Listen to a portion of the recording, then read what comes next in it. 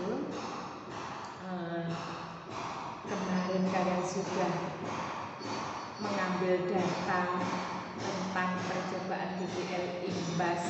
Terus berikutnya apa sih maknanya, apa sih kegunaannya dari GGL imbas itu, apa sih aplikasinya yang bisa diambil dari GGL imbas. Aplikasi yang bisa diambil, kalian bisa merancang kira-kira ya. Ini kira-kira kalian bisa merancang. Ini kalau apa ini adalah model untuk bisa menghasilkan energi listrik. Contohnya apa? Ini contohnya. Ini lampu dirangkaian tertutup, kecepatannya kecil. Ini dihubungkan dengan kemagnetan, ini lilitan, ini sudah dirangkai. Kalau saya kasih kecepatan yang besar, ternyata lampunya ini bisa menyala. Lampunya bisa menyala, padahal tidak ada sumber tegangan. Bahwa kemarin sepakat arus itu bisa mengalir kalau ada yang pertama sumber tegangan, yang kedua ada rangkaiannya tertutup. Nah sekarang ini nggak ada sumber tegangannya, Kenyataan lampunya ini bisa menyala. Ini kalau dalam kehidupan sehari-hari yang dekat dengan kita dan kalian, yaitu di dinamo sepeda. Di dinamo sepeda kalian buka-buka di YouTube. Ini prinsip kerja dinamo sepeda itu bagaimana? Kalau saya kasih gambaran roda sepeda, terus ada dinamonya sepeda, ada kabel-kabel terus dihubungkan dengan lampu. Kalau kepalanya dari dinamo sepeda itu ditempelkan di rodanya sepeda, terus kalau rodanya sepeda itu sedang dipacu, sedang dipancal bahasa Jawanya, sedang dikayuh. Berarti kalau ngayuhnya kecil, ininya juga nyalanya kecil, nyalanya menderit-menderit kalau orang Jawa bilang. Kalau dikayuhnya besar, lampunya juga terang. Itu di dinamo sepeda. Ini kalau di dinamo ini juga begini. Ini dinamo, ini contoh model alat dinamo. Contoh dinamo. Ini apa alatnya? Ini magnet, ini lilitan. Terus ini lilitan ini dihubungkan dengan cincin. Nah, kalau cincinnya ini muternya 360 derajat begini, berarti ini nanti untuk kegunaan GGL, kegunaan arus bolak-balik. Kenapa? Soalnya menghasilkan potensial yang positif dan negatif. Ininya kalau misalkan dilihat di peralatan, sumber tegangannya positif negatif. Tetapi kalau cincinnya, misalkan ini cincinnya belah, berarti ini motong ini sini, terus balik lagi sini, balik sini lagi, balik di sini lagi. Ini kalau cincinnya belah, kebetulan ini kok bisa muter terus. Jadi ini yang 360 putaran. Ini misalkan satu putaran pertama, putaran kedua, putaran ketiga. Berarti ini untuk generator yang arus bolak-balik. Ini sepertinya ada cincin belahnya. Tapi nggak tahu cara membedakan menggunakan yang cincin belah dan cincin ini nggak tahu. Oke ya, itu kira-kira ini di generator, ini magnet menuju ke permukaan bidang lilitannya ini, permukaan bidang lilitannya menjadi ada arusnya dialirkan ke sini. Itu. Jadi ada hubungannya dengan perputaran. Jadi persamaannya N, B, A, kecepatan putarannya itu bisa masuk ke sini. Itu kira-kira penerapannya GGL induksi. Jadi kalian bisa merancang kira-kira bisa merancang kalau membuat membuat energi apa itu? Terbarukan. Kalian menciptakan energi terbarukan bisa begini. Ini kira-kira jelek, ini sudah rusak ya posisinya, ini hanya gambarannya saja. Kalau misalkan kalian taruh, kalian rancang, terserah kalian lah ya, ini hanya gambarannya saja. Ini kalian kasih magnet, diinikan dengan arus listrik. Kalau ini diputar, nah ini perputaran diputar, maka kalau dirangkai seperti ini insya Allah bisa menghantarkan arus listrik. Misalkan bisa kalian terapkan, misalkan di sekitar daerah kalian punya potensi, punya sumber air yang besar, misalkan arus sungai itu ininya besar, nah kalian manfaatkan arus sungai untuk memutarkan rangkaiannya ini, kincir-kincir ini, baling-baling ini, baling-baling yang bisa memutar magnet, memutar memutar flux magnetnya, ini bisa menghasilkan, kalau dihubungkan dengan ini listrik, kalian yang lebih canggih mungkin lebih ini, inovasi kalian lebih bagus lagi daripada saya gitu ya. Jadi bisa digunakan untuk membuat energi terbarukan tadi, bisa sebagai solusi mengatasi krisis energi. Itu kira-kira tentang galvanometer. Assalamualaikum warahmatullahi wabarakatuh. Penerapan dari GGL Imbas yang kedua. Sekarang kita mau membuat terapan dari trafo, karena produk dari GGL Imbas itu yang kedua adalah trafo. Kita mau membuat trafo. Trafo itu adalah transformator. Trafo, kegunaan dari trafo bisa kalian baca-baca, bisa kalian googling. Kegunaannya yaitu untuk menaikkan atau menurunkan tegangan. Nah, untuk menurunkan atau untuk menaikkan atau menurunkan tegangan. Syaratnya yang pertama harus terdiri atas 2 buah lilitan. Ini 2 buah lilitan, yang mana lilitannya akan berbeda-beda. Lilitannya harus berbeda karena tujuannya untuk menaikkan tegangan. Langkah-langkahnya, langkah yang pertama, ini inti besinya, ini inti besi. Terus kita kaitkan ini lilitan. Kalau kita masukkan ini inti besi, lilitan ke inti besi 1. Terus ini kalau dihubungkan dengan sumber tegangannya harus yang AC. Ini adalah power supply, alat yang kita punya di sekolah. Ininya AC, berarti kita pilih yang AC ya, AC posisinya. Terus kita hubungkan ini lurus, hubungannya bebas masuk. Andaikan ini diposisikan, powernya dihidupkan, di-on-kan, nah berarti ini ada arusnya.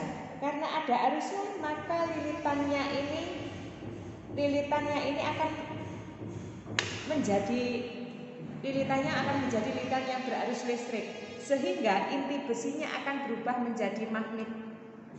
Oke, inti besinya akan berubah menjadi magnet. Kita sudah nggak bahas arah negatif positifnya. Yang intinya inti besinya ini sudah berubah menjadi magnet.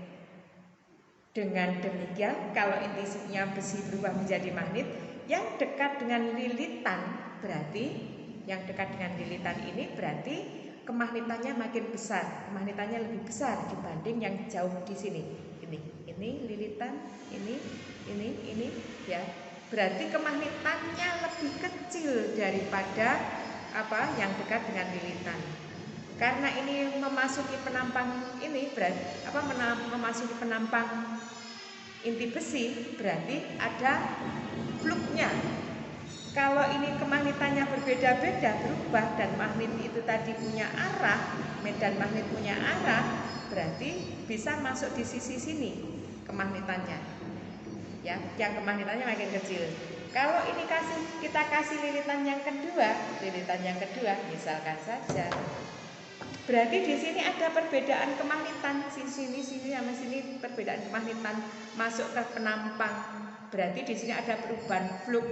Kalau dilanjutkan berarti ini ada laju fluxnya dalam satu ini. Misalkan kita nggak bahas ini, kita nggak membahas yang rumit-rumit. Misalkan tadi medannya ke sana, berarti arah arusnya ke sana, berarti ngikuti kita medannya dari sini lanjut ke sini lagi, masuk ke atas lagi, ini medannya masuk ke sini lagi, ke sini lagi. Lah itu tentang arahnya medan magnet ya. Masuk ke penampang dan terjadi perubahan medan magnet sehingga lilitan di sini timbul arusnya disebut sebagai arus induksi. Nah, karena di sini ada arus induksi, kalau dua titik ini kita hubungkan, mergo ada arusnya induksi tadi, ya, dua titik ini kita hubungkan, maka dua titik ini akan mempunyai beda potensial atau mempunyai GGL induksi. Yang ini tadi disebut sebagai induksi primer, ya, GGL induksi primer. Yang ini disebut sebagai GGL induksi sekunder. Ini output, ini input, ini adalah outputnya. Oke, sekarang kita coba bisa nggak berhasil atau tidak.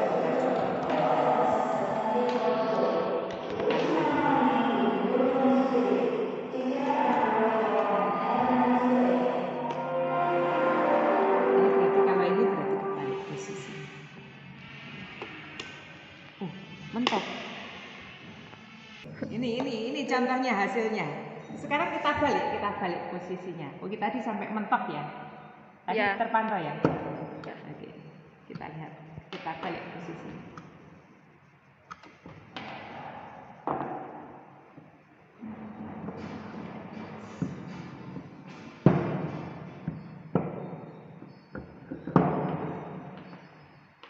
Potensialnya, sumbernya tetap pakai 6.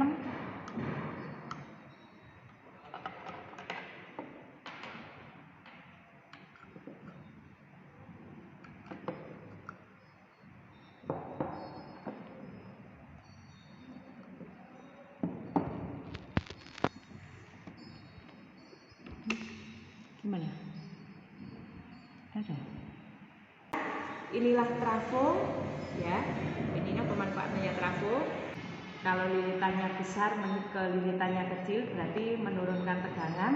Kalau lilitan kecil ke lilitan yang besar, lilitan sumbernya kecil menuju ke lilitan sumber yang besar, menaikkan tegangan ini tadi. Ya, tidak ketahuan. Oke, sekarang kita kaitkan dengan materi. Apakah betul demikian? Kita ke papan. Kebetulan kok ini tadi dapatnya spidol merah ini bermasalah nggak? Kira-kira spidol merah kelihatan? Kelihatan. Oke, mohon maaf spidolnya merah. Mudah-mudahan tidak menjadikan masalah. Tadi ada dua lilitan di trafo, yaitu kalau digambarkan di trafo ini ada dua lilitan.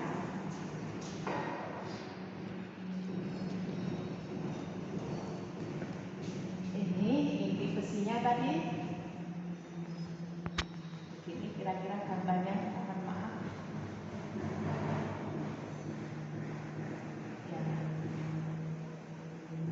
Ya. Jelek gambarnya.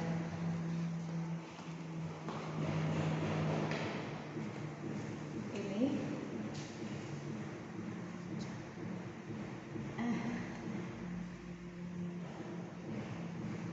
Oke, silahkan. Ini saksikan lilitannya.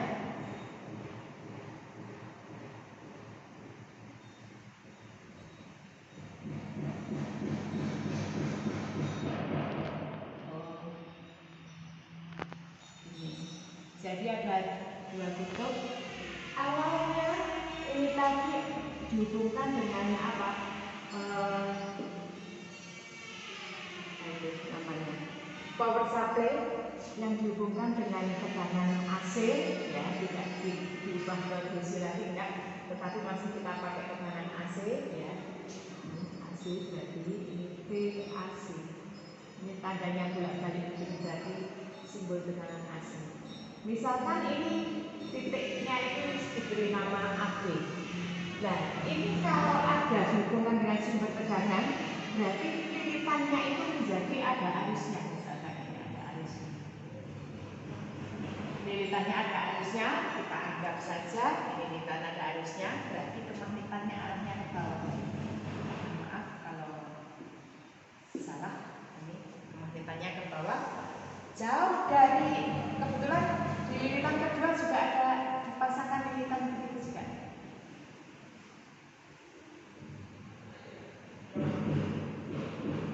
Nah, ada dua colokan juga. Ini berarti magnetnya ke sini. Ini magnetnya ke sini arah magnetannya. Ini magnetnya ke sini. Yang makin besar dengan kawan berarus, yang lebih dekat dengan kawan berarus, berarti kemagnetannya makin besar. Ini masuk ke penampang bidangnya lilitan tadi, masuk ke penampang bidangnya lilitan. Berarti ada flux di sini.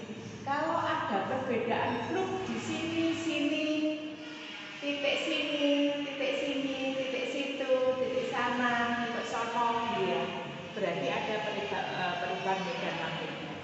Perubahan medan magnet yang menembus permukaan bidang flux ini menyebabkan terjadinya arus induksi. Ini di sini terjadinya arus induksi. Kalau misalkan ke sana, nanti kita anggap arus induksinya ke sini arahnya. Misalkan arus induksinya, kalau ada arus berarti ini kalau ada arus ini ada beda potensial. Misalkan ini titiknya kita kasih titik C, ini titik D, sehingga di sini juga akan timbul P, C, D. Oh, ini jadi saya ini kan timbul G, G, L. Ini P ya tadi.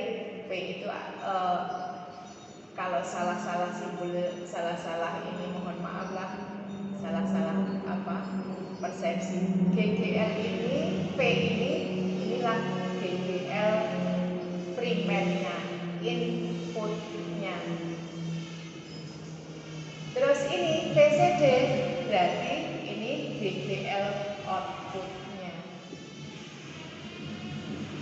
Itu kira-kira trafo transformator.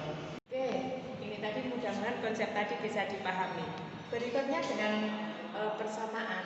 Di lilitan 1 yang dihubungkan dengan sumber tadi, GGL-nya input atau GGL-nya dari sumber, ini sama dengan siapa? Ini N-nya input. N input, delta flux per delta T dari percobaannya Faraday tadi. Terus menghasilkan output. Di lilitan outputnya yaitu GGL output. GGL output sama dengan N output kalikan delta flux per delta T. Nah, delta flux per delta T gimana? Dalam laju satu ini, satu putaran satu ini adalah sama. Sehingga kalau dirumuskan laju fluxnya GGL input dibagi dengan N inputnya dari lilitan input mengimbas laju fluxnya masih tetap sama. Ini laju fluxnya untuk apa? Lilitan output, delta flux per delta T sama dengan GGL output dibagi dengan N output. Nah, delta flux, laju fluxnya adalah sama laju fluxnya, sehingga GGL input dibagi dengan N input sama dengan GGL output dibagi dengan N output. Sehingga persamaannya GGL input dibagi dengan GGL output sama dengan N input dibagi dengan N output. GGL primer atau GGL 1 bolehlah diberi nama dibanding dengan GGL 2 sama dengan N1 dibagi dengan N2. Inilah transformator trafo. Bisa kalian kembangkan lagi, bisa kalian kaji lagi. Ini tadi dari aplikasi. Kalau misalnya tadi kita membuat lilitannya kecil untuk sumber tadi, dikasih lilitan kecil, oh ternyata bisa kepantau GGL-nya hasilnya jauh lebih besar daripada GGL primernya tadi. Tinggal hitung-hitungannya menggunakan persamaan yang ini, kira-kira itu. Dan masih banyak persamaan-persamaan yang lain bisa kalian pelajari, bisa kalian ini di resume kalian. Kira-kira segini penerapan dari GGL induksi, GGL imbas, yaitu di generator dan ini di transformator.